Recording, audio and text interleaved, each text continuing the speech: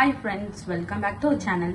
இன்னைக்கு நம்ம பார்க்க போகிறது சீரக சம்பா சிக்கன் தம் பிரியாணி தான் பார்க்க போகிறோம். வாங்க இப்போ எப்படி பண்ணலான்னு பார்க்கலாம். சிக்கன் பிரியாணி செய்ய தேவையான பொருட்களை பார்ப்போம். ஒரு பிரியாணியில் பட்டை, கிராம்பு, ஏலக்காய், ஸ்டார் பூ, சோம்பு எடுத்து வச்சிருக்கேன். 2 டேபிள் ஸ்பூன் இஞ்சி பூண்டு பேஸ்ட் எடுத்து வச்சிருக்கேன். 2 டேபிள் ஸ்பூன் தயிர் எடுத்து வச்சிருக்கேன். 2 தக்காளியை நீள் வாக்கில் கட் பண்ணி வச்சிருக்கேன். 2 பெரிய வெங்காயத்தை நீள் வாக்கில் கட் பண்ணி வச்சிருக்கேன். ஒரு பச்சை மிளகாய் எடுத்து வச்சிருக்கேன். இப்படி அளவு புதினா, கொத்தமல்லி எடுத்து வச்சிருக்கேன். சிக்கன் பிரியாணி செய்ய சீரக சம்பா அரிசி தான் எடுத்து வச்சுருக்கேன். 3 கிளாஸு. இதை தண்ணி ஊற்றி 10 நிமிஷம் ஊற வச்சுருக்கேன். பாருங்கள், இப்போ நம்ம பிரியாணிக்கு அரை கிலோ சிக்கன் எடுத்து நல்லா கழுவி வச்சுருக்கேன். பிரியாணி நல்லா டேஸ்ட் கொடுக்குறதுக்காக இப்போ நம்ம ஒரு பேஸ்ட் அரைச்சிட்டு வந்துடலாம். 10லேருந்து 15 சின்ன வெங்காயம், புதினா, மல்லி, 4 முந்திரி எடுத்து வச்சுருக்கேன். இப்போ இதெல்லாம் சேர்த்து அரைச்சிட்டு வந்துடலாம்.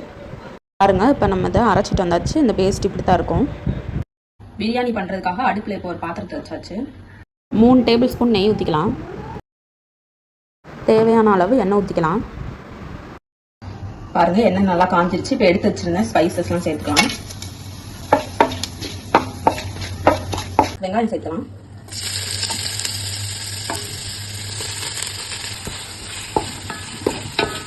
பச்சை மிளகாய் சேர்த்துக்கலாம். நல்லா வதக்கி விட்டுக்கோங்க. வெங்காயம் எவ்வளோ வதங்குதோ அவ்வளோக்கு நம்ம பிரியாணி நல்லா இருக்கும் டேஸ்ட். வெங்காயம் சீக்கிரம் வதங்க உப்பு சேர்த்துக்கலாம்.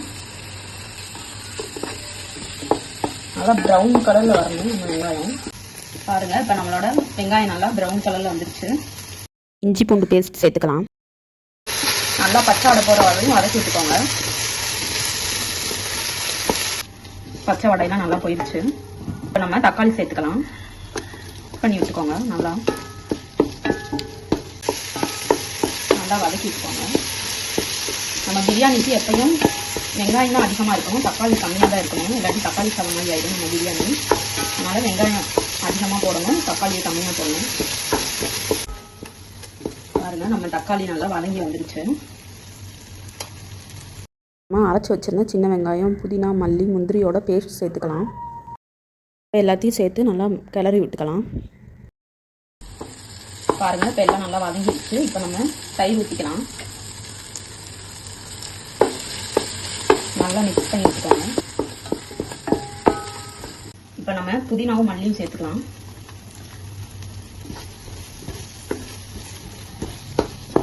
மூணு table spoon biryani masala, 1 table spoon மிளகாத்தூள் எடுத்து வச்சிருக்கேன்.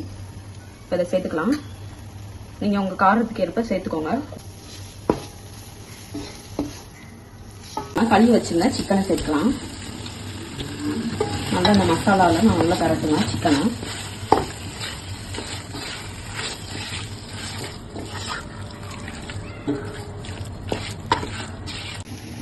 இப்போ தண்ணி ஊற்றிக்கலாம். நான் 3 கிளாஸ் அரிசி எடுத்துக்கிட்டேன், சீரக சம்பா அரிசி. அதுக்கு 4.5 கிளாஸ் தண்ணி ஊற்றுறேன்.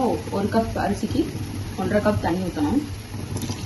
நம்ம கரெக்டாக தான் தண்ணி ஊற்றணும், இல்லாட்டி குழஞ்சிடும் நம்ம பிரியாணி. மிக்ஸ் பண்ணிக்கலாம். பாருங்க, தண்ணி நல்லா கொதிச்சிருச்சு. இப்போ நம்ம எடுத்து வச்சிருந்தா அரிசியை சேர்த்துக்கலாம்.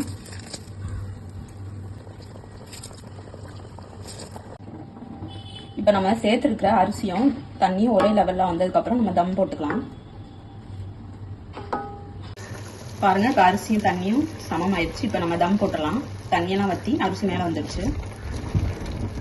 தம் போடுறதுக்கு அடுப்பில் ஒரு பேன் வச்சு அதுக்கு மேலே பிரியாணி பாத்திரத்தை வச்சாச்சு. அரிசிலாம் சமமாக்கிட்டு மூடி வச்சிடலாம். 15 நிமிஷம் கழிச்சு ஓப்பன் பண்ணிக்கலாம். நம்ம தம் போட்டு 15 நிமிஷம் ஆயிடுச்சு. இப்போ ஓப்பன் பண்ணி பார்த்துடலாம். ரெடி ஆயிடுச்சு. இப்போ தம் உடைச்சிடலாம். பாருங்க, நம்ம பிரியாணி நல்லா குலையாம அடி பிடிக்காம நல்லா உதிரி உதிரியாக வந்திருக்கு. பாருங்கள் ஃப்ரெண்ட்ஸ், நம்மளோட சிக்கன் பிரியாணி சூப்பராக ரெடி ஆயிடுச்சு. நீங்களும் இதே மாதிரி உங்கள் வீட்டில் ட்ரை பண்ணி பாருங்கள். ட்ரை பண்ணி பார்த்துட்டு எப்படி இருந்துச்சுன்னு கமெண்ட் பண்ணுங்கள். உங்களுக்கு இந்த வீடியோ பிடிச்சிருந்துச்சுன்னா லைக் பண்ணுங்கள், ஷேர் பண்ணுங்கள், கமெண்ட் பண்ணுங்கள்.